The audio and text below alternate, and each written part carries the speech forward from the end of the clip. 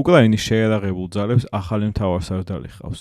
ლეგენდარული გენერალი მიხაილ დრაპატი. მან ამ პოსტზე ოლექსანდრ სირსკი ჩაანაცვლა, რასაც წინ უძღოდა მწვავე დაპირისპირება მიხაილ ფედოროვთან და მასშტაბური საპროტესტო აქციები უკრაინის ქალაქებში. ყველაფერი კი სამთავრობო ცვლილებებით დაიწყო. პრეზიდენტმა ზელენსკიმ პრემიერი და რამდენიმე მინისტრი შეცვალა, ხოლო თავდაცვის უწყების ხელმძღვანელის პოსტზე საზოგადოებაში პოპულარული მიხაილ ფედოროვი აღარ წარადგინა. სწორედ 35 წლის ფედოროვს უკავშირდება უკრაინაში დრონების მასობრივი წარმოების დაწყება და ასიმეტრიული ტექნოლოგიური ომის მოდელზე აქცენტის გადატანა. ზელენსკის ამ გადაწყვეტილებას ქუჩის საპროტესტო აქციები მოჰყვა. თავად ყოფილმა მინისტრმა კი ჟურნალისტებთან ღიად ისაუბრა არმიაში არსებულ პრობლემებზე და პირდაპირ თქვა: სამხედრო რეფორმების მთავარი მოხუჭი თავად მთავარსარდალი სირსკიაო. პოლიტიკური კრიზისი იმ კონდიციამდე მივიდა, რომ ზელენსკის არჩევანი აღარ დარჩა. მან თანამდებობიდან ორივე ფიგურა ჩამოაშორა. შედეგად 21 ივლისს ოფიციალურად გამოცხადდა: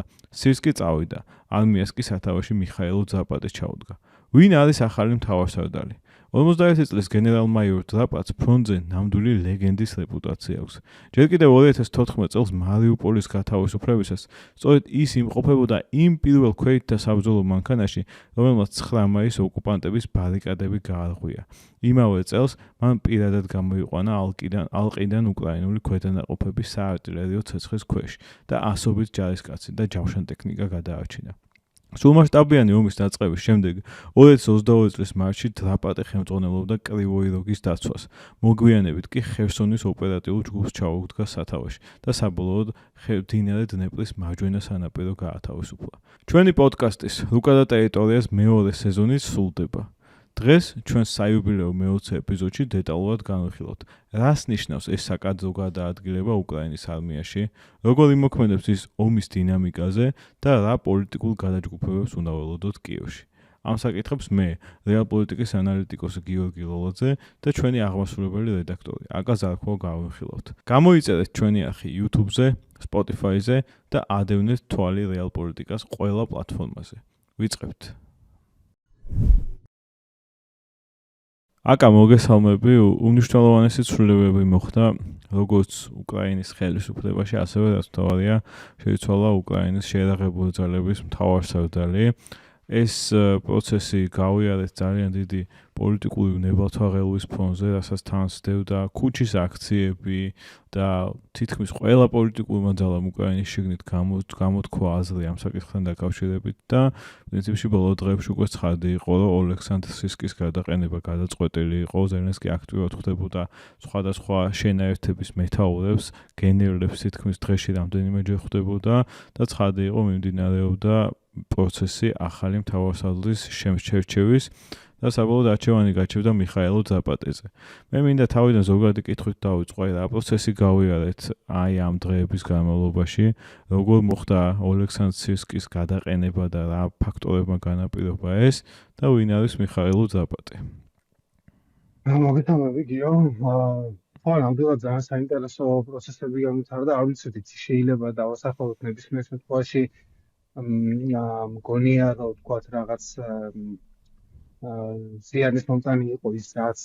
როგორც გაკეთდა თავდაპირველად თქვათ რაღაც აი ამ პოლიტიკური სურათისთვის როგორც მინიმუმ და იმიჯისთვის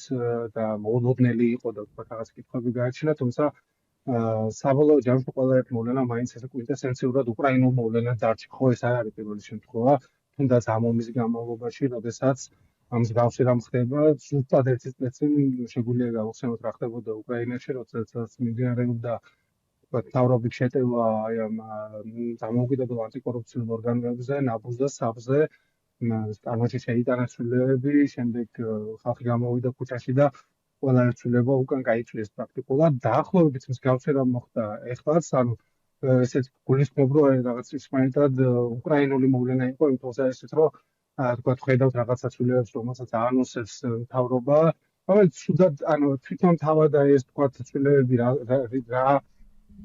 ფორმაც ჰქონდა ამ ყველაფერს. ეს იყო თავდაპირველად ჩემი აზრით ის რამაც გააღიზიანა და რამაც გამოიწვია უკრაინელების უკმაყოფილება. ორი კვირის წინ მოულოდნელად ვოლოდიმირ ზელენსკიმ გამოაცხადა, რომ იცვლებოდა სამთავრობო კაბინეტი, მთავრობის კაბინეტი, იცვლებოდა პრემიერ-მინისტრი, იქნებოდა სხვა ცვლილებები და თავდაპირველად ეს ჩაფიქრებული გასაუბნელი იყო და ყველა ამას ისე კითხულობდა, თითქოს რომ ეს იქნებოდა რაღაც მორიგი გადახალისება უკრაინის მთავრობაში, იმ პირობებში, როდესაც უკრაინაში ვერ ტარდება არჩევნები, რა თქმა უნდა, ხელისუფლებას გძლობს ამწნეს. ეს ხო არ არის რუსეთი, ხო, ანუ უკრაინაში თქვა, როგორც არ უნდა ყოფილიყო უკრაინული პოლიტიკა და რა პრობლემებიც არ უნდა ქონოდა, იქნებოდა ეს ოლიგარქების გავლენა, კორუფცია, თუ თქვა სხვა რაღაც მსგავსი ესეთი ფუნდამენტური პრობლემები. ამ ყველაფრის მიუხედავად უკრაინაში ამ საბჭოთა კავშირის დანგრევის შემდეგ და ამოუკიდებლობის წლებში ჩამოყალიბდა პლურალისტური პოლიტიკური კულტურა, რომლის მონოპოლიზაცია პრაქტიკულად ვერც ერთმა პოლიტიკოსმა ვერ შეძლო და 5 წელიწადში ერთხელ, 4 წელიწადში ერთხელ არჩევნების შედეგად სამთავრობო პრეზიდენტი იცვლებოდა მთავრობა. ეს არის ამ საზოგადოების modus operandi, ხო, ანუ ეს საზოგადოება ესე ფუნქციონირებს. ამ ომის პირობებში რახან ეს არჩევნები ვერ ხდება, ხელისუფლება რა თქმა უნდა გრძნობს, თქვა აი ამ ვალდებულებას თუ საჭიროებას, რომ რაღაც მოხდეს და ამ ომის განმავლობაში ჩვენ არ არის პირველი შემთხვევა, როდესაც მთავრობა შეიცვალა, ხო, უკრაინაში. და თითქოს მორიგი ესეთი გადაალაგება უნდა ყოფილიყო აი ამ სამთავრობო კაბინეტის და დაახლოებით მანამდე სანამ გაირკვეოდა თქვა ახალი პრემიერის ვინაობა რაღაც რამდენიმე დღეში ცნობილი გახდა რომ პრობლემა შეიძლება შექმნოდა მიხაილო ფედოროვის პოსტს თავდაცვის მინისტრის პოსტს რომელიც ამ პოსტზე დაინიშნა მიმდინარე წლის იანვარში ყველაზე ახალგაზრდა მინისტრი არის თქვა კაბინეტში და რაც საყურადღებოა და რაც მნიშვნელოვანია ჩემი აზრით ასევე არის ის რომ მიხაილო ფედოროვი იყო ბოლო ადამიანი რომელიც შეხვდა ზელენსკის კაბინეტში პირველივე დღიდან, ანუ 2019 წლიდან, ვის მივიდა მასთან ერთად მთავრობაში, პრაქტიკულად ყველა მინისტრი, ვინც მინისტრი იყო, აღარავინ ზელენსკის გუნდში აღარ არის, ის იყო ბოლო მოხიკანი აი ამ პირველი გვარდიისა, რომელთან ერთადაც მივიდა ზელენსკი უკრაინის მთავრობაში და ცნობილი გახდა, რომ მას პრობლემები ექნებოდა, თქვათ, გაიტანდნენ თუ არა მის კანდიდატურას ახალ კაბინეტში, უცნობი იყო, ამას შემდეგ მოყვა უკვე ცნობილი მოვლენები და მარტივად რომ თქვათ, მიხაილო ფედოროვი აღმოჩნდა პირველი ადამიანი, რომელმაც ხმამაღლა ისაუბრა ამ დაგროვილი პრობლემების შესახებ, რომელზეც მანამდე თქვათ, კულუარებში საუბრობდნენ, მედია წერდა ამ ყველაფრის შესახებ, ასევე ცნობილი იყო იმის შესახებ, რომ თქვათ, არსებობდა დაპირისპირება აი ფედოროვის გუნდსა და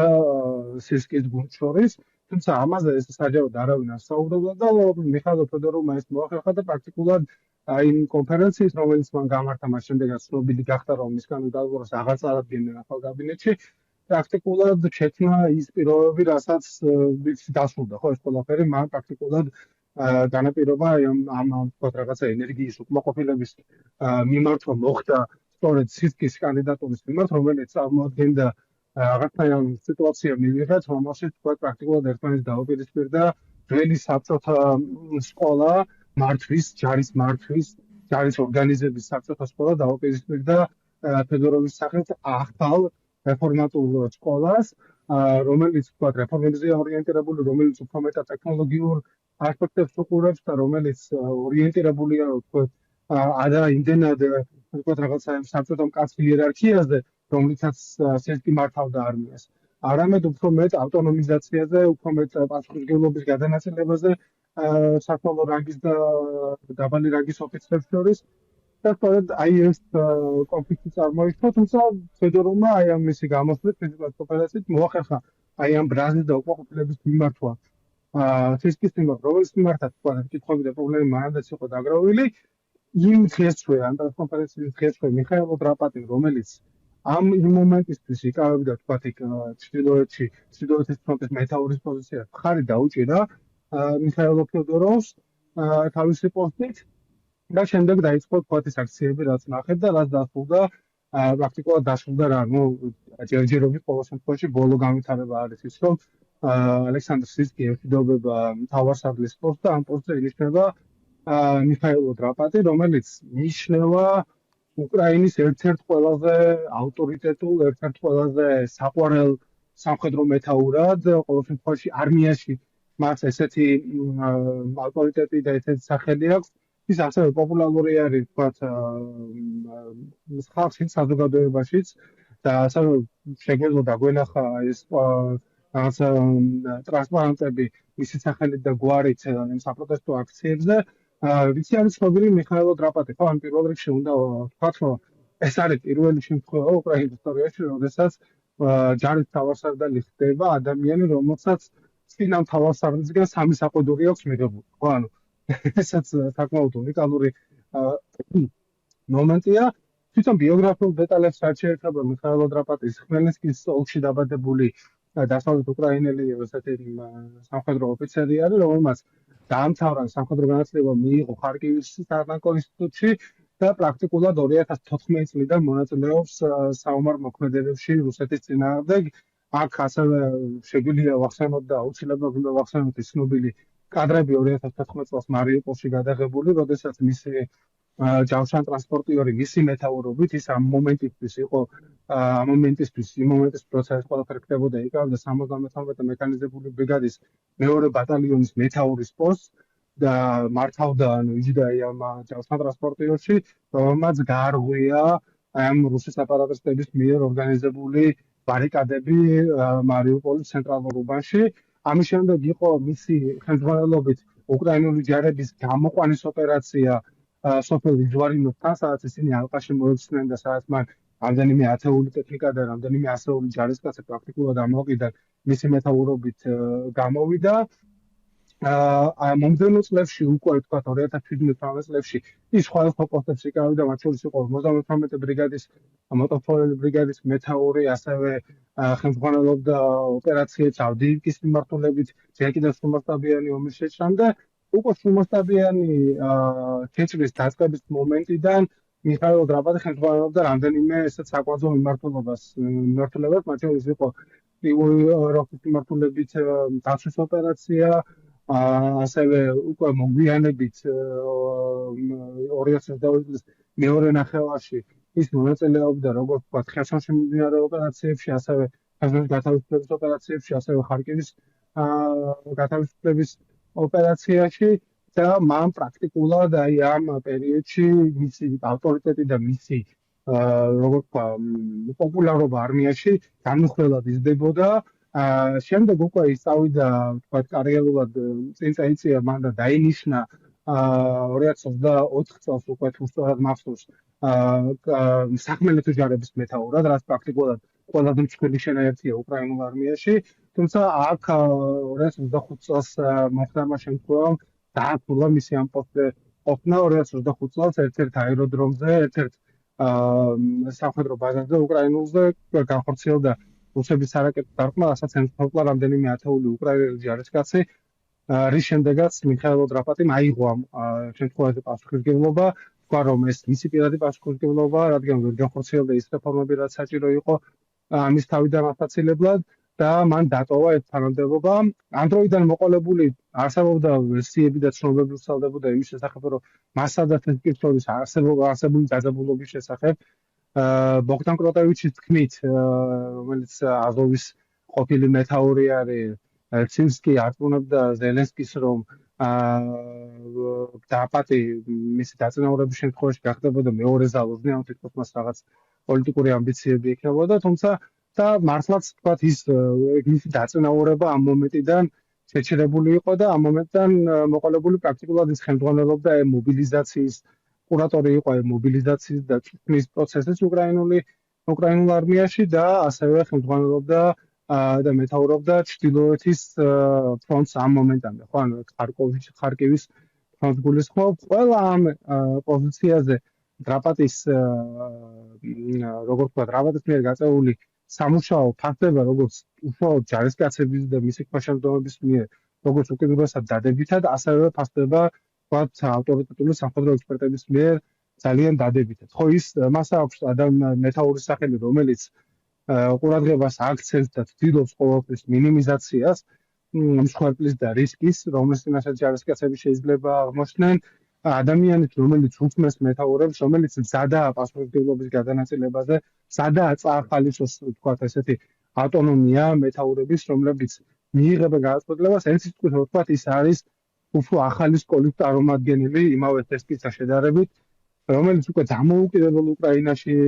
გამოიწვნა და დამოუკიდებელ უკრაინაში მიიღო ეს გამოცდილება, ასევე მას გავლილი აქვს მთელი ამ ომის პერიოდი, მას უფრო კარგად ესმის ის გამოწვევები, რაც ფრონტზე ახლა არის და შესაბამისად უფრო კარგად ხედავს იმ საჭიროებებსაც, რაც აუცილებელია იმისთვის, რომ უკრაინა ჯერ შეაჩეროს ფრონტი საფუძვლიანი და შემდეგ ვთქვათ მოიყო მიაღწიოს რაღაცნაირ გარდატეხას. ამ თვალსაზრისით მართლაც ისტორიული მოვლენა არის მიხაილ დრაპატის დანიშვნა, რომელსაც ჩემი მიერ ვთქვათ რაღაცა რაც მოვიკლია აი უკრაინულ ტელეგრამებში ვთქვათ სამხედროების მიერ სამხედროების მართულ და კონკრეტულ დაჯგუფებების და ბაღმების მიერ მართულ ტელეგრამებში გულისხმობ ყველგან მის დანიშნას შეხვდნენ დიდი სიხარულით და დიდი იმედით, რომ ეს გახდება მართლაც გარდამტეხი სისტემური ცვლილებების მომტანი მოვლენა. აკა, რა თქმა უნდა, ეგ ცალსახაა, მე მგონი ჯერ ერთი საერთოდ რთული გასახსენებელია რომელიმე ქვეყნის ისტორიაში, რომ ქუჩის აქციებზე არა მხოლოდ ვინმეს გადადგომას ეთხოვდნენ სამხედრო მეთაურობიდან, მე პირადად გამიჭირდება ამის გახსენება და ამას დავუმატოთ მისი ჩამონაცვლებელი სახალხო სიყვარულის მქონე ადამიანი არსებობდეს, ვის დანიშვნასაც ითხოვდნენ და დრაპატის ამ პოპულარობას, რა თქმა უნდა, იმ დეტალებთან ერთად რაზეც ჩვენ ისაუბრე, ყველაზე მეტად ალბათ განაპირობებს ის კადრები, რომელიც ყველას ნანახი აქვს მარიუპოლში, ის BMP არღვევს ამ ბარიკადებს და ყველა მიცის რომ იქ იჯდა მიხაილ დრაპატი და აქედან გამომდინარე ეს სახალხო სიყვარული მან რა თქმა უნდა დაიმსახურა თავისი წარსულით. მე მინდა კითხო უფრო დეტალურად ვისაუბროთ იმ ფილოსოფიურ განსხვავებებზე, რომელიც გამოიკვეთა მიხაილ ფედოროვსა და ოლექსანდრ სირსკის შორის. შენ ახსენებ პრესკონფერენციად, მართლა ძალიან შთამბეჭდავი პრესკონფერენცია ჩაატარა ფედოროვმა, რომელზეც ვრცლად ვიზუალური მასალის სლაიდების გამოყენებით ახსნა და ისაუბრა ღიად იმ პრობლემებზე, რომელიც გააჩნია უკრაინის შეიარაღებულ ძალებს და პირდაპირ დაადანაშაულა სირსკი და მისი გარემოცვა, რომ ისინი იყვნენ მუხრუჭი რეფორმების გატარებაში. აქ საუბარი იყო იმაზე, რომ პერსონალური ლოიალობის მიხედვით იღებს სხვადასხვა ტიპის რესურსს, სხვადასხვა შენაერთები, რომ მიუხედავად იმისა, რომ დრონების წარმოება მაინც კატასტროფულადაა გაზრდილი, მაინც არის შენაერთები, რომლებსაც დრონების დეფიციტი გააჩნიათ, ის რომ ძველი იდეებით და ასე ვთქვათ, ჩამორჩენილი იდეებით მიმდინარეობს ბრძოლა გარკვეულ ფრონტის გარკვეულ ნაწილებზე. ის საუბრობს იმის შესახებ, რომ არის შენაერთები, კორპუსები არის, რომელსაც არ იცის რამდენი ბრიგადა და რამდენი ბატალიონი ყავს თავის შემადგენლობაში და ამის აღრიცხვა ვერ ხდება. ის ცდილობდა ელექტრონიზებას და გამარტივებას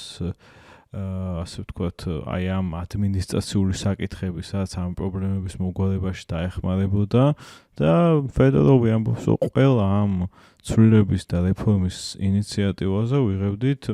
სრულ იგნორირებას და ეს საკითხები იყო გაჭედილი. და რა თქმა უნდა, არის კიდე ყველაზე მნიშვნელოვანი საკითხი მობილიზაციის პრობლემა, რომელიც რა თქმა უნდა მწვავედ დგას უკრაინაში. რას შეცვლილი? პირველ რიგში მინდა მკითხო, რასაც ფედოროვი ამბობს, აქ რა არის სიმართლე და რა არ არის. კიდე ერთი საკითხია, რომ ფედოროვის კრიტიკოსები ამბობდნენ, რომ ის ზედმეტად დიდ აქცენტს აკეთებდა დრონებზე და მიუხედავად იმისა, რომ ყველა აღიარებსო დრონებმა გარდატეხა შეიტანეს ამ ომში უკრაინული წარმოების დრონებმა, ისინი ამბობენ, რომ არის მომენტები, როცა შენ გინდა დღეს სწრაფად გქონდეს რაღაცა რაოდენობის ჭურვი საარტილერიო და ამას ვერ იღებ, იმიტომ რომ ფედოროვს უნდა რომ მაქსიმალურად იაფად შეესყიდა სადმე ეს ჭურვები და ეს ფასი იმ ხელისუფლებას არ გაძლევს ამდენადაც ის რომ ის ჭურვი ადგილზე გქონდეს. და მეორე კითხვა დგება კიდე, რამდენად სულფას უნდა დანაცვლებს დრონი ჭურვებს. ცოტა რთულია ამაზე მსჯელობა, მაგრამ დავასრულებ ამ კითხვას, ანუ აი ამ განსხვავებების შესახებ მინდა ისაუბრო სირსკისა და ფედოროვის ხედვებს შორის და ერთგვარად ჩემს მიერ და ბევრი ადამიანის მიერ აღქმული იყო ეს რაღაც მომავლისა და წარსულის დაპირისპირება. არის თუ არა ეს ასე? ნუ გამდვილად ამ ოპტიკას მე მგონი ალტერნატივა არა აქვს, რომ ვთქვათ რაღაცა ეს როგორ შეიძლება დავინახოთ ეს მოდელები, ხო? ანუ ნებისმიერ შემთხვევაში როგორც არ უნდა ყოფილიყო ვთქვათ რაღაცა განსხვავებები შესახებ თუ ვთქვათ რაღაცა მობილიზაცია როგორ უნდა წარმართულიყო თუ ასე შემდეგ. ნებისმიერ შემთხვევაში ეს ოპტიკა გარანტირებული იყო, ხო? ანუ სირსკი არის ვთქვათ რაღაცა წმინდა საბჭოთა აი ამ არმიის და ამ სკოლის შედეგი მისი გამოწვეული და აი ამ ვთქვათ რაღაცა აი ამ ფენომენში შექმნილი მეთაური არის, თვითონ რასაც ქვია ეს საბჭოთა ხელმძღვანელობა, საბჭოთა ჯარის დისციპლინა და ასე შემდეგ მიდგომები და ფედოროვი, რომელიც პრაქტიკულად ძალიან შორს იყო არმიის გელთელი თავის ცხოვრება, არანაირი შეხება არმიასთან ესე არ ქონია, 35 წლის ახალგაზრდა, რომელიც მოდის თქვა რაღაცა თავის რეფორმატორული იდეებით და რომელიც უფრო მეტად გავს ელექტრონულ მასალად ვიდეო თამაშს, ვიდრე გავს ომს, მაგრამ ისიც უნდა ვთქვა, რომ ახლა ფედოროვი არ ყოფილა თქვა რაღაცა ომის დაწყების მომენტიდან ყოველ შემთხვევაში ის აქტიურად იყო ჩართული ამ ძალისხმევაში, ხო? ჯერ კიდევ ციფრული ტრანსფორმაციის მინისტრის პერიოდში ის ხელმძღვანელობდა თქვა ამ პროექტებს დრონების კედელი ასე შემდეგ და ეს პრაქტიკულად სათავეში იყო აი ამ დრონების ინოვაციის დანერგვის კუთხით. და სხვათა pravda წერდა უკრაინული pravda წერდა, მაგრამ ჯერ კიდევ რამდენიმე წლის წინ 2023 წელს ჯერ კიდევ აი ამ ციფრული ტრანსფორმაციის მინისტრობის პერიოდში ფედოროვი მივიდა თითქოს ზელენსკისთან და ჩაუტარა პრეზენტაცია რა იყო საჭირო ამ ომში თქვა გარდატეხის შესატანად და რა ტრანსფორმაცია საჭიროებდა უკრაინული არმია. მაშინ თითქოს ეს რაღაცა ზელენსკის მოეწონა, თუმცა შემდეგ თვითონ ერმაკთან ჰქონდა რაღაც დაძაბულობა ფედოროვს და ეს რაღაცა ამ გეგმამ გვერდზე ჩაიწია. ის კონფერენცია რაც შენახეთ პატრიოტის და ის პრეზენტაცია რაც მან გამართა, ასევე ზელენსკისთვის იყო პირადად მოზადებული და კონფერენციის დასაწყისში თქვა, რომ ესე აქამდეო მარტო მე მაგთან ნახი ზელენსკის და ჩემს თანახმადებს ვინც ეს პრეზენტაცია ააგო. და მართლაც მოზადებული პრეზენტაცია იყო, ხა მეორე საკითხია და მე არ მოყოფა კომპეტენცია ნამდვილად რომ ჩავშალო ის ყველაფერი იყოს ისეთ რომ თქვა რაში იყო ფედოროვის სწორი და რაში იყო სესკის სწორი. მე მგონია რომ თქვა ფედოროვის მიდგომასაც ჰქონდა სიცოცხლეები და რასაც მას მიეწერდნენ და რაც ზელენსკიმ თქვა ოფიციალურ მიზეზად იყო ის რომ თქვა კი დრონები გასაგებია, მაგრამ თუ ოქტომბერში პუტინმა მობილიზაცია გამოაცხადა, ჩვენ სხვა გამოყენებით წინაშე დადგინდა. და აქ აბსოლუტურად მართალია ხო რომ იმთვისა ესეთ რომ თქვა ეს მობილიზაციის პრობლემა რომელიც გადაწყვეტა თითქოს დაინიშნა ფედოროვი დღემდე გადაუწყვეტელი არის და მის გადაყენება ფასოს წინ უძღოდა ეს ლვივში მომხდარი ინციდენტი, როდესაც ეს წეცეკა თანამშრომლები პრაქტიკულად ალყაში მოაქციეს მოქალაქეებმა და ფიზიკურად გაუსწორდნენ მათ. მაგრამ აქ ფედოროვის არგუმენტი ამ მობილიზაციის საკითხზე არის ის, რომ რეალურად ეს სამინისტროს არ ექვემდებარება, ანუ უკრაინული სისტემის მიხედვით მობილიზაციას ახორციელებს ტერიტორიული დაკომპლექტების ცენტრი, რომელიც ექვემდებარება სახმელეთო ძალებს, რომელიც ექვემდებარება გენშტაბს თავისუფლად. ხო, ანუ იმისთვის, რომ ჩვენ ეს სისტემა გადაალაგო და მისი რეფორმა მოახდინო, ჭირდება გენშტაბის, ანუ სისკის ამ შემთხვევაში თანხმობა და თანამშრომლობა, რაზეც ფედოროვი ამბობს, რომ ეს უბრალოდ არ ხდებოდა და ის წინააღმდეგი იყო ყველა აი ამ თქვათ რეფორმის. არ და ამისა ჩემი აზრით რაც მნიშვნელოვანი ფაქტორი იყო და რაც გონია რომ თქვათ უფრო შეიძლება მნიშვნელოვანი ყოფილიყო ვიდრე მათ შორის ფილოსოფიური განსხვავებები იყო ფედოროვის მიერ დანერგილი რეფორმები შეხებების სისტემაში, რომელიც ტრადიციულად ყველაზე მეტად მიდრეკილია კორუფციისგან, ხო, სადაც კორუფციის რისკი ისტორიულად ყველაზე მაღალია ხოლმე. ჩვენ ვიცით რომ ფედოროვმა გამოაცხადა უზარმაზარი აუდიტი ამ შესყიდვების ძალიან ბევრი კომპანია, რომელიც ამაში მონაწილეობდა, უბრალოდ ამოვარდა ამ სქემიდან, იმიტომ რომ უფრო იაფი მოწოდებლები ნახეს. აღმოჩნდა რომ თქვათ რაღაცა კონკრეტულ შესყიდვების დროს ფასნამატი იყო არანორმალური, რაღაც შესაძლოა 1 კვადრატზე ყოფილიყო $10,000 პირობითად და თქვათ რაღაცა აი ამ აუდიტის შედეგად სამინისტრომ დაზოგა $100 მილიონი მხოლოდ ერთი ტიპის შესყიდვაზე. და ამან რა თქმა უნდა გამოიწვია თქვათ აი ამ ტრადიციულად იმ კომპანიების, რომლებიც კარგ ურთიერთობაში არიან თქვათ ამ გენერალურ შტაბთან, აი ამ ადამიანები, რომლებიც დაკავშირებული ეს ხო დიდი ეკოსისტემაა, რომელიც დღეს არ შექმნილა, ბევრი წელი იქნებოდა, ბევრი წელი ყალიბდებოდა და აი ამ დახურულ სისტემაში უცებ ესეთი აუთსაიდერის შემოსვლა და ამ სისტემის გადალაგებამ წარმოქმნა რა თქმა უნდა ბევრი კონფლიქტი და ხელი შეუწყო მოვლენების ისეთ განვითარებას, როგორც განვითარდა. ხო, ანუ მარტივად რო ვთქვათ, ბევრი ინტერესთა ჯგუფი, რომელიც იყო აი ამ თქვათ შესყიდვების იგივე მობილიზებული და თან ჩვენ ახლა საუბრობთ პერიოდზე, როდესაც უკრაინამ გამბლოკა თქვათ 40 მილიარდი €, ხო, რომელიც ევროპისგან უნდა მიიღონ და რომელსაც დაფინანსდეს ეს შესყიდვები. რა თქმა უნდა, ამ ფულის მიმართ ინტერესი დიდია,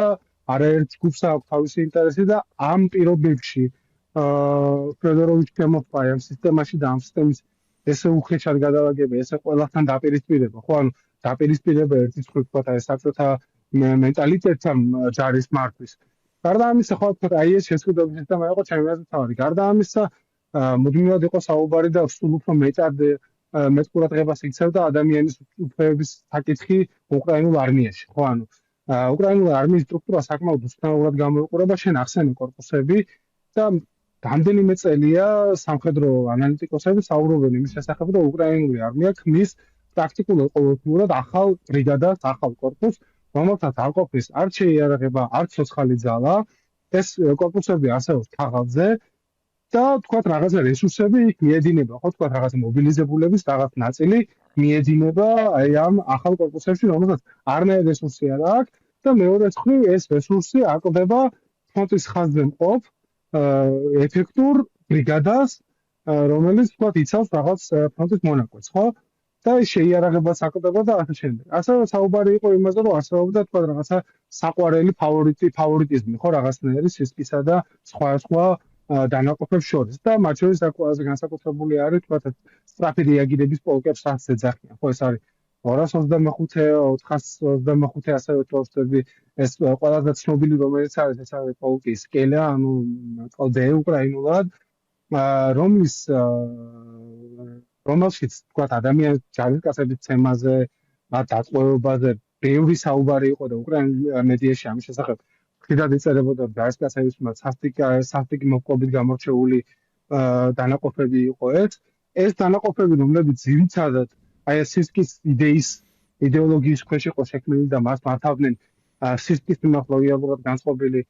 მეთაურები, ისინი იღებდნენ უკეთეს მომარაგებას, ისინი იღებდნენ თქვათ სწორედ მათთან მიდიოდა მობილიზებული ხალხის დიდი ნაწილი ნაწილდებოდა აი ამ სამხედრო დანაყოფებში, მაშინ როდესაც სისკის მიმართ ნაკლებად ლოიალურად განწყობილი მეთაურებს უჭირდა თქვათ როგორც ჭურის მიღება, ასევე თქვათ იგივე რაღაც მოწინავე იგივე აი ნახოთ მაგალითად ვინ მიიღო ეს აბრამცები და ლეოპარდები და ეს დასავლური ჯავშან ტექნიკა დახავრო პრაქტიკულად 90% განაწილდა აი ამ ტიპის დანაყოფებს შორის, რომელიც ახლა მაგალითად ეს 225 სკელა, რომელიც ვახსენე არის, ხალხზე ამოქმე პოლკი, მაგრამ რო ნახო, რამდენი თქვათ რა ტექნიკა აქვს და რა მხელა არის, ზოგადად ეს პოლკი გამოდის და უფრო მეტად დივიზიას გავს, დივიზია არის ვიდრე პოლკი. ანუ ესეთი უთანასწორობა შეიქმნა, გარდა ამისა არსებობდა ასევე პრობლემა იმის, რომ აი ეს ბრიგადები არ ომობდნენ მთლიანად ბრიგადის ფორმატში, ხო, ანუ ბრიგადები დანაწილებულები იყვნენ, ისე რომ თქვათ ერთი ბატალიონი ბრიგადიდან ყოფილიყო შეიძლება თქვათ ავდიივკის ფრონტზე სადღაც. და დანარჩენი ბრიგადა ყოფილიყო თქვათ სადღაც ხარკივის ფრონტზე. და ეს ქმნიდა აი ამ არაეფექტურობას, ამას შემდეგ თავიდან ზედნაშენი იყო თქვათ ეს ოპერატიულ-ტაქტიკური დაჯგუფებები, ხორტიცია და დნიპრო და სხვა დაჯგუფებები, რომელთაც თითქოს უნდა ემართა აი ეს სხვადასხვა იმისგან, რა ქვია, დანაყოფებისგან, სხვადასხვა ბრიგადის, სხვადასხვა ბატალიონებისგან შექმნილი რაღაცა დანაყოფი ერთიანად, რაც ქმნიდა კონფლიქტს და რაც აუარესებდა კოორდინაციას არმიის ამ დანაყოფებს შორის და პრაქტიკულად ეს ბევრი გარღვევა, რაც ბოლო 2024 წელს, 2023 წელს მოხდა, ბევრი სამხედრო ანალიტიკოსი სწორედ აი ამ დაბალი კოორდინაციის და ამ შეუთამაშებლობის ბრალი იყო აი ამ სხვადასხვა დანაყოფებს შორის და ეს იყო პრაქტიკულად აი ეს დაპირისპირების ის კომპონენტები, რის იგივეაც წარიმართა კონფლიქტი ფედოროვს შორის და სისკის შორის. ხო, ყველა ამ ელემენტს ეს არ ყოფილა ერთი ფაქტორი ჩემი აზრით, შედაც ახსენე რომ ძველსა და ახალშობის დაპირისპირება, რა თქმა უნდა, ეს არის ცენტრალური ოპტიკა, რომელსაც ყველაფერი უნდა დავინახოთ და სწორი ოპტიკა, მაგრამ ამის ქვეშ იყო კიდევ აი ეს დეტალები აუდიტის სახით, არათანაბარი განაწილების სახით, ფავორიტიზმის პრობლემა, ადამიანის უფლებების პრობლემა, ეს ყველაფერი ჯამში ქმნიდა იმ კონფლიქტს, რომელიც გასულ კვირას ესე საჯაროდ გადმოვიდა, ხო, ანუ ამიტომ ყველა ამ ფაქტორს თავისი ადგილი აქვს. მინდა კითხო ახალ Tower Cell-ს და ზოგადად Tower Cell-ს რისი უფლებამოსილება აქვს ამ პრობლემების მოგვარების თვალსაზრისით აზრ ჩენესაუბრე და რამდენად მნიშვნელოვანია ვინ იქნება უკრაინის თავდაცვის მინისტრი. ვიცით, ვინ არის ძოებით ამ თანამდებობაზე და არ ვიცი ეს საბოლოო გადაწყვეტილება იქნება თუ არა, მე მგონი მაინც კონსულტაციები მე მგონი მაინც გრძელდება. ვიცით ის რომ ფედოროვს ზელენსკიმ შესთავაზა ახალი სამინისტრო შექმნა, სხვა თანამდებობების შესთავაზა, დიდი უფლებამოსილებით სამხედრო ინდუსტრიის თვალსაზრისით და ტექნოლოგიების თვალსაზრისით, მაგრამ ჯერჯერობით მისთვის არ შეუთავაზებია უკრაინის თავდაცვის მინისტრად დაბრუნება. მინდა კითხო, რამდენად მნიშვნელოვანია ამ მომენტში ვინ იქნება უკრაინის თავდაცვის მინისტრი, რათა ამ პრობლემების გადაჭრაზე იმუშაოს. რა თქმა უნდა, საკვანტო მნიშვნელობით თანამდებობაა, ხო, ის თვალსაზრისით, რომ რეალურად ეს არის ადმინისტრაციული ფიგურა, ეს არის სამოქალაქო ზედამხედველობის დამტარებელი მთავარი პირი, რომელიც ზედამხედველობს აი ამ არმიას, ამიტომ არის ხო, თქვა სამოქალაქო პირი უნდა იყოს თავდაცვის მინისტრი და მათ შორის თქვა სამართლებრივი პრობლემაც აქვს ეხლა ვინც არის შემსრულებელი თავდაცვის მინისტრის მოვალეობის, ხო, ევგენ ხმარას, რომელიც მთელი ცხოვრება არმიაში და ძალოვანობის წრეებში იყო და ჯერ დემობილიზაცია უნდა დემობილიზდეს არმიიდან და შემდეგ შეძლებს სამის პორტის დაკავებას თუ ეს განკუთვნილება მიღებული იქნა, მაგრამ რა თქმა უნდა, საკვანტო თანამდებობა არის. მეორე მხრივ ახლა იმის თქმა, რომ მარტო ფედოროვს შეუძლია თქვა რაღაც რეფორმების გატარება, არ ვიცი, მაგრამ ნებისმიერ შემთხვევაში ამ კაცმა აჩვენა ამ 6 თვის განმავლობაში კონკრეტული შედეგი დაიდო და ამის უარყოფა ძალიან რთულია. და იმ კითხვაზე პასუხის გაცემა რასაც ის უსვამს ზელენსკის, ხო? რომ აი მე ვერ გავიგე რატო გამიშვით თანამდებობიდან. მით უმეტეს მას შემდეგ რაც ის კი გაუსვა, ხო, თანამდებობიდან, მე ვერ გავიგე რა იყო მიზეზი ჩემი გათავისუფლების. ამ კითხვაზე პასუხის გაცემა ჩემი აზრით ძალიან რთულია, ხო, თქვა ლოგიკურად. მეორე საკითხია, რომ თქვა პოლიტიკურად შეიძლება პრობლემა იყოს ზელენსკისთვის იმ თვალსაზრისით, რომ ესეთი ძალიან დიდი დათმობები არის და შეიძლება სიცოცხლე ჩაითვალოს და ასე შემდეგ და ასე შემდეგ. მეორე თვალსაზრისით თქვა პასუხისმგებლობა რა თქმა უნდა განაწილებული არის თავდაცვის მინისტრსა და აი ამ მთავარ შორის და მეორე თუ ასევე არის გენერალური შტაბი, ხო, რომელიც უკრაინის სტრუქტურა ცალკე არის, ხო, მთავარსარდალის პოზიცია ცალკეა, გენერალური შტაბის მეთაურის პოზიცია ცალკეა და მათი პასუხისმგებლობები გაყოფილი არის. ამ თვალსაზრისით თქვა თავდაცვის მინისტრის პრეროგატივა არის სწორედ ის, რომ მთავარსარდალთან და გენერალურ შტაბთან თანამშრომლობაში შედგეს ის სია, რაც არმიას ჭირდება, ის რეფორმების ჩამონათვალი, რაც არმიაში გასატარებელია და უკვე შემდეგ ამის მიხედვით დაიგეგმოს მათ შორის შესყიდვები, მათ შორის რაღაც ფინანსური მხარე ამ ყველაფრის, ადმინისტრაციული მხარე ამ ყველაფრის და რა თქმა უნდა თავდაცვის მინისტრის პოსტი ძალიან მნიშვნელოვანია. ხო, ხა იმის თქმა, რომ თქვა მხოლოდ ფედოროვს შეუძლია ამ რეფორმების გატარება იმ სისწრაფით, რასაც სისწრაფითაც ისატარებდა, არ ვიცი, ხო, ყოველ შემთხვევაში ძლიერი არგუმენტი აქვს მას ამის სათქმელად. მეორე თვალსაზრისით შეგვიძლია წარმოვიდგინოთ ისეთი ფიგურა, რომელიც შეიძლება ვთქვათ იგივე ევგენ ხმარა, რომელიც ასევე ახალგაზრდა თაობის ოფიცერი არის, რომელსაც კარგად ესმის ვთქვათ რაღაც არმიის დღევანდელი საჭიროებები, გამოდიდია ამ ომის პირობებში და იცის რა როგორ იცვლება და რამდენად მნიშვნელოვანია სწრაფი რეფორმები და ვთქვათ აი ამ უპირატესობის შენარჩუნება, რომელიც დიდხანს აგრძელდება ხოლმე ეს ტექნოლოგიური უპირატესობა ამ ფრონტზე, რასაც ჩვენ ხედავთ გასული წლების განმავლობაში, აქამდე ყოველ შემთხვევაში იყო ის, რომ ვთქვათ ერთ მხარეს ჰქონდა რაღაც მოიპოვებდა რაღაც უპირატესობას, რომელიც გრძელდებოდა რაღაც 3 თვის განმავლობაში, შემდეგ მეორე მხარე გადაეწყობოდა ვითარებად აღებდებოდა, შემდეგ შესაძლოა ისე ვთქვათ რაღაც რუსებმა იგი აი ჰაიმარსიდან რომ დავიწყოთ, ხო, ანუ ჰაიმარსი თავიდან იყო ძალიან მნიშვნელოვანი უპირატესობა, რომელიც უკრაინას ჰქონდა, თუმცა შემდეგ რუსები გადაეწყდნენ, ვთქვათ, აი ამ მოცემულობაზე და მომარაგების საწყობები და ისინი გადაანაწილეს უпроშორეულ დიქტაციაზე, ჰაიმარსის ეფექტურობა შემცირდა და პრაქტიკულად აღარ გვესმის, ხო, ჰაიმარსის განხორციელებულ რატმოზე. შემდეგ იყო ვთქვათ რაღაცა რუსების ინოვაცია ამ ოპტიკურ ბოჭკოვანი დრონებით, რომელიც რაღაც პერიოდში ნარჩუნდებოდა და ვთქვათ იგივე კურსკის ოპერაციის დროს, როდესაც ისინი უკრაინელების განდევნას ცდილობდნენ კურსკიდან, ეს უპირატესობა გამოვლინდა, რომ რუსებს ჰქონდათ, მაგრამ აქედან შემდეგ უკვე უკრაინელების ინიციატივას ხედავთ. ხო, ანუ აქედან გამომდინარე თავდაცვის მინისტრს უნდა ესმოდეს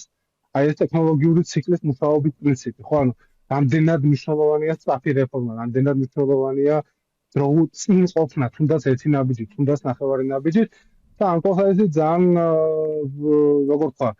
ფედერალიზმის მიერი არგუმენტი აქვს, რომ ის პოსტზე დაბრუნდეს, არ ვიცი, მე შენც მინდა კითხო, შენი აზრით რა არის იმის შანსი, რამდენად ზელენსკის პოლიტიკურ კარიერას იცნობს და უკრაინული პოლიტიკითაც დაინტერესებულები ვართ ორივე და სხვა ვადევნებდით, არა მხოლოდ ვთქვა, სულმართლიანი ომის მზიარეობისას, არამედ მანამდეც,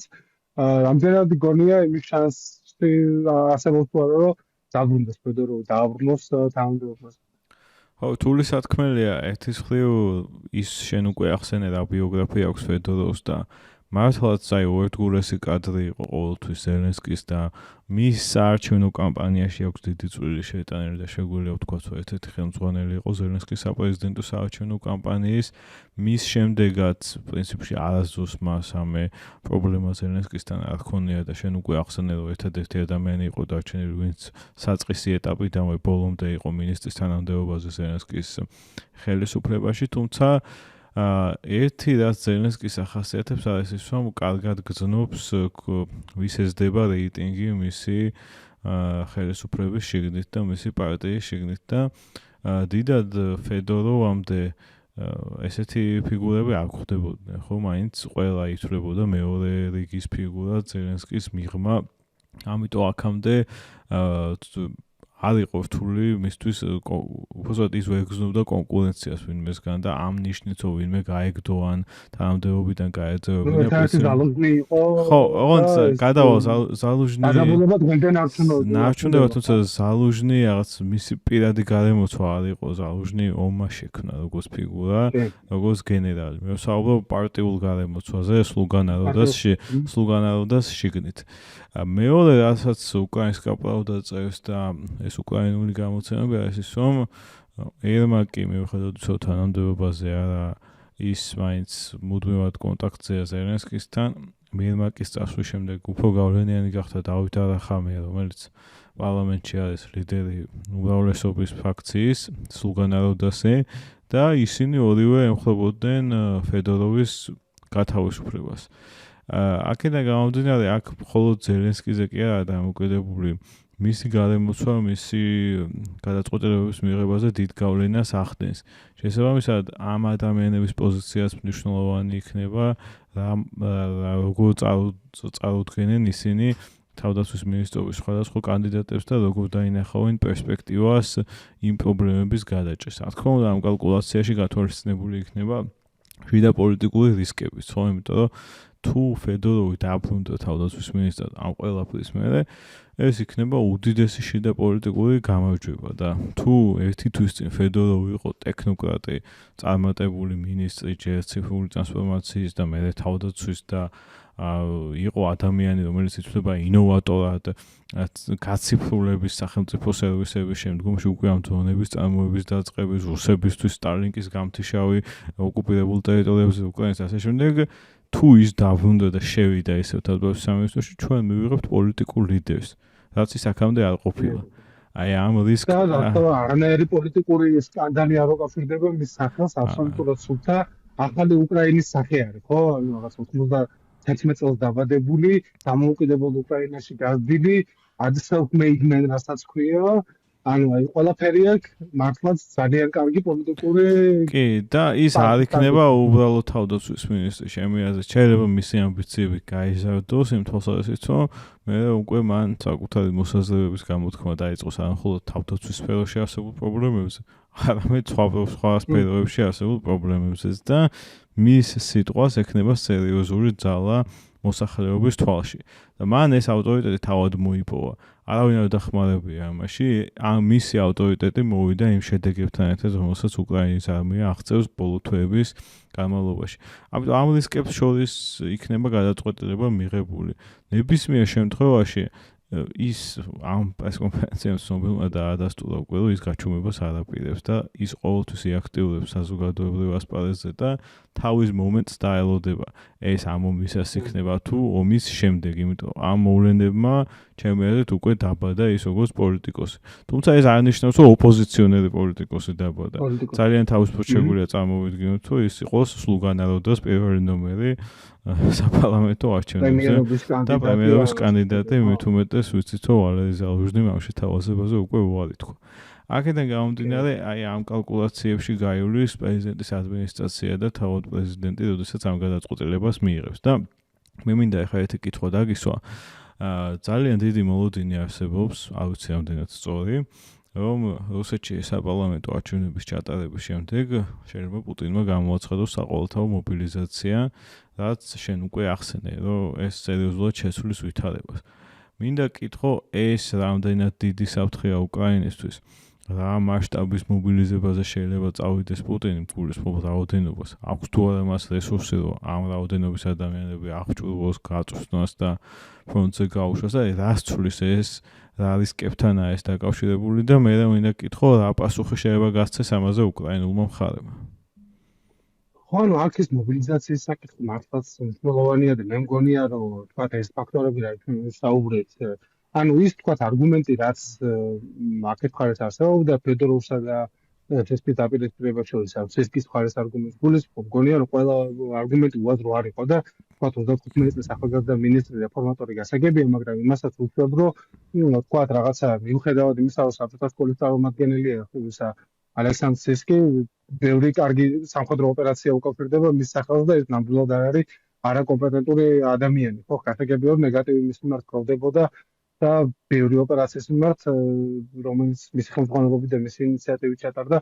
სერიოზული კითხვები და უკმაყოფილება არსებობს მაგრამ ვთქვათ იქეთ ამ ხალხსაც შეიძლება ქონოდა არგუმენტი და მათ შორის ეს იყო ის არგუმენტი რომ საბოლოო ჯამში დრონები გასაგებია მაგრამ აი ახლა თუნდაც ვთქვათ იგივე დრონები გასაგებია მაგრამ მიწაზე ვითარებას პლუს ჯარისკაცი ხო ანუ ტერიტორიის დასაკავებლად ტერიტორიის დასათავისუფლებლად შემჭირდება ჯარისკაცი და იგივე შეგვიძლია ვნახოთ ახლა თუნდაც ამ ნოვოროსიის ტრასაზე ხო რომელსაც პრაქტიკულად უკრაინული დრონები აკონტროლებენ და მომარაგება ყირიმის პრაქტიკულად იზოლაციაშია თუ სულ ბლოკადაში არა მაგრამ თქვა ეს არ არის იგივე რომ თქვა ტერიტორია გაათავისუფლო ამის ყოფასი არ არის ხო ანუ მიუხედავად იმისა რომ დრონის რაღაცა დადებითი ეფექტი აქვს და რაღაცა მისიას და ამოცანას ასრულებს ის ვერ ცვლის თქვა მიწაზე ჯარისკაცს რომელიც ასევე გჭირდება. რაც შეეხება მობილიზაციის საკითხს უკრაინაში ძალიან დიდი ხანია პრობლემურია. პრაქტიკულად აი 2022 წლის მიწურულიდან ამოიწურა თქვა ასევე ეს როგორ თქვა მოტივირებული მოხალისეების რაოდენობაც და ისინი ყველა ვისაც ჰქონდა ასეთი სურვილი და ასეთი მისწრაფება ისინი არმიაში აღმოსდნენ და დარჩა საზოგადოების ნაწილი როგორც არმიაში წასვლა არ უნდა. და იმ პირობებში რა პრობლემების ხონდა რა პრობლემებზეც ვისაუბრეთ ხო თქვა ამ სესკის პირობებში რომ თქვა ადამიანის უფლებების დარღვევა რაღაცა ის რომ შენ პრაქტიკულად ერთი ეს არის ხო ანუ ერთი ბილეთი არის ერთ ბოლოში არმიაში შესვლა დღეს უკრაინულ არმიაში იმიტომ რომ არიცი როდის შეიძლება უკან გამოსვლას ერთ-ერთი შანსი დემობილიზაციის ერთ-ერთი შანსი არის ან ის რომ დაიჭრები ან ის რომ გარდაიცვლები ხო ანუ პრაქტიკულად სხვა გამოსავალი ამ არსებულ სისტემაში არ არსებობს და საუბარი იყო იმაზე რომ ეს მობილიზაცია შეიცვლებოდა მობილიზაციის სისტემა და უფრო თქვა ამ საკონტრაქტო დონეზე გადავიდა საკონტრაქტო ფაქციაც მიიღებდა და დამატებითი ფინანსური რესურსები და ასე შემდეგ და ეს ფედერალურ გაწეული ქონდა მაგრამ იგივე თქვა იმავე რეფორმაშიც ახლა ფედერალურ ბოლომდე თქვა გასაგები არ იყო საიდან მოდიოდა ეს დამატებითი თანხები რომელიც აი ამ მოტივირებისთვის არის საჭირო თქვა ჯარისკაცის ან რეკრუტის ან ასე შემდეგ. ეხლა რაც შეეხება მაგრამ ციფრებს რო შეხედო უკრაინაში მობილიზაციის ერთი მხრივ გააქვს ადეკვატური ბაზა საიდანაც შეიძლება მოახდინო მობილიზაცია ანუ ის არ არის რომ თქვა ბაზა კი რუსეთზე ბევრად ნაკლებია მაგრამ მაინც ადეკვატური ბაზაა რომ ის დასახული მიზნები რაც უკრაინულ არმიასთან აქვს ის შეასრულო და მეორე მხრივ რიცხვები რომ ნახო თქვა რაოდენობის ადამიანების მობილიზაცია ხდება ყოველდღიურად ეს რიცხვი საკმარისად მაღალია საკმარისზე მეტიც არის იმ საჭიროებების შესაძლებლად რაც უკრაინულ არმიას გააქვს მაგრამ რეალურად პრობლემები ამ უკრაინული მობილიზაციის სისტემაში იწყება სწორედ მას შემდეგ თქვა რა დიფიკაცია მოხდება რაღაცა ჩააგდებენ მანქანაში და წაიყვანან სადღაც კომისარიატში სწორედ ამ მომენტიდან იწყება თქვა პრობლემა იმის რომ ჯარისკაცი ცდილობს ხამის გადახდას რომ არ მოხდეს თქვა რაღაცა იმაში რა ქვია ქვეით ნაწილში, არ მოხდეს ფრონტის წინა ხაზზე, არ მოხდეს საბრძოლო დანაყოფში და მოხდეს თქვა ზურგით მომარაგების ნაწილში. ასევე თქვა იწყება ეს კორუფცია ფულის გადახდა მარტივებით არ არის, ხო ანუ თქვა შეიძლება მოისყიდო საექიმების კომისია რომ ეგრეთ წოდებულად დაგვრაკონ ასევე მეორე ვარიანტი და ეს ყველაფერი განპირობებულია რითი რომ ამ ადამიანებს ეშინიათ წასვლა, იმიტომ რომ ვერ ხედავენ გამოსავალს, ხედავენ რომ მათ არანაირი თქვა რაღაცა ეს არ ექნებათ სიტყვა არ ეკუთვნით იმაში სად იმსახურებენ რა ტიპის ჯარში შეიძლება იმსახურონ, ეს წდება სადღაც სხვაგან და აქედან გამომდინარე მობილიზებულობის რაოდენობა საკმარისია, მაგრამ მათი უკიდურესად მცირე ნაწილი აღწევს იმ დანაყოფებამდე ფრონტის წინა ხაზებზე, ვინც იცავენ რაღაც მონაკვეთებს. ანუ ეს არის პრობლემა, რომელიც უნდა შეცვალონ უკრაინაში და რომელიც არ იქნება მარტივი. ეს პრობლემები ჯერ კიდევ რამდენიმე წელიწად უნდა გადაეჭრათ, ბევრი რამ არის დაგროვილი და აქ სისტემური მუშაობა იქნება საჭირო თავდაცვის მინისტრს და მთავარსარდალს და გენერალურ შტაბს შორის და ეს გენდახვალ ვერ მოიწან შედეგს, თუმცა წლის ბოლოს სწორი მუშაობის შედეგად შეძლო ვიქილოთ გაუმჯობესება. ახლა რაც შეეხება რუსეთში მობილიზაციის გამოცხადების რიგს, ამაზე სულ უფრო მეტად საუბრობენ ბოლო დღეებში ამ ფონზე შექმნილი ვთქვათ რაღაც ჩიხის ფონზე უფრო და უფრო ხშირად საუბრობენ ამ ყველაფერზე და ეხლა მომენტი რა თქმა უნდა საპარლამენტო არჩევნებამდე ცოტა სენსიტიური და მტკივნეულია და მოსაუბნელია რომ საპარლამენტო არჩევნების ჩატარებამდე როგორც მინიმუმ ეს არ მოხდება, მაგრამ თავის მხრივ თვითონ ამ საჭიროებაზე მობილიზაციის რამდენიმე ფაქტორი მეტყველებს. ხო, ანუ ის რომ რუსეთის დანაკარგები იზრდება და ეს დანაკარგები აღემატება რეკრუტირებულთა რიცხვს ყოველთვიურად, ან დაახლოებით საუბარი არის ყველაზე ავტორიტეტული ექსპერტების შეფასებით ის რომ დანაკარგები რასაც რუსეთის არმია განიცდის ყოველთვიურად 20%-ით მეტია ვიდრე რეკრუტების რაოდენობა, რომელსაც ყოველთვიურად იმატებს რუსეთის არმია და ეს არის ერთი საჭიროება და მეორე რაც ამძაფრებს ამ საჭიროებას არის ის რომ ერთია თქვა რაოდენობა რაც არმიაში მიწყობს და მეორეა ხარისხი ამ რეკრუტების, ხო ანუ და ეს ხარისხი განუხრელად მცირდება რუსეთის შემთხვევაში, სულ უფრო და უფრო მოხუცი ხალხი, სულ უფრო და უფრო დაავადებული და უნარო ფიზიკურად სუსტი ადამიანების რაოდენობა იზრდება ამ ფრონტის ხაზზე. ეხლა რაც შეეხება იმას შესაძლოა თუ არა რომ ამან გარდატეხა შეიტანოს ომის მიმდინარეობაში, გარდატეხის ნაწილში მე არ ვარ დარწმუნებული და რაც წამიკითხავს, მაინც უფრო სკეპტიკურად უყურებენ იმას, რომ თქვა რაღაც გადაწყვეტ ოპერაციას მიცემს რუსეთს, თუმცა იმის თქმაც რომ ეს აბსოლუტურად არანაირი ეფექტი ამას არ ექნება და რაღაც შეუძლებლად უკრაინული არმია ამას გადაიტანს, ეს ნამდვილად ესე არ არის, ეს სერიოზული პრობლემა იქნება და სერიოზული გამოწვევა იქნება უკრაინული არმიისთვის, რომლის შესაძლებლობისთვისაც არმია დღეს უკვე უნდა მოიმზადოს, რომ ესეთი რამ შეიძლება მოხდეს. კი ბატონო, ეს თქვა მობილიზაცია ეგრე მარტივად ის ეფექტი, რაც ამას ექნებოდა თქვა რაც ჰქონდა 2022 წელს რუსეთის არმიისთვის იმ მობილიზაციის იგივე ეფექტი შეიძლება დღეს აღარ ჰქონდეს. 2022 წელს თუ გახსოვს, როგორ მოხდა პრაქტიკულად ამ მობილიზაციამ გადაარჩინა ეს ფრონტის ჩამოსვლა, როდესაც ხარკოვში ეს ფრონტი პრაქტიკულად ჩამოიშალა, მიეწყო და შემდეგ უკვე ხერსონში ხდებოდა იგივე თქვა და მობილიზაციამ და პირდაპირ მატარების მეცნიერებებიდან ხალხის სკოლამ მოწინავე პოზიციებზე მაინც შეცვალა ძალთა-ბალანსი და შემდეგ უკვე 2023 წელს უკრაინული არმიის წარუმატებლობის ერთ-ერთი მიზეზიც გახდა, ხო, ამ კონტრიერიშის. აქედან გამომდინარე, მე მგონია, რომ ამ ადამიანების გაწვრთნა მიყვანა ფრონტის ხაზამდე და აი ამ დრონების პირობებში თქვა, ანუ ეს ფრონტი რას გავს, ხო, ანუ როგორც ვალერი ზალუჟნიმ დაწერა აი ამ კონტრიერიშის შემდგომ ნახსენები კონტრიერიშის ჩავარდნის შემდეგ ეკონომისტში დაწერილ ანალიზში თუ გახსოვს იყო ის რომ ის წერდა რომ ბრძოლის ველი გახდა გამჭვირვალე. ანუ შენ იმისთვის რაც შენ ჭირდება ოპერატიული გარღვევისთვის რომ წრის ზურგი გაარღვიო 15-20 კილომეტრი და შემდეგ წინ წახვიდე, ამისთვის რა რაოდენობის ძალაც გჭირდება შენ, ჯავშან ტექნიკა,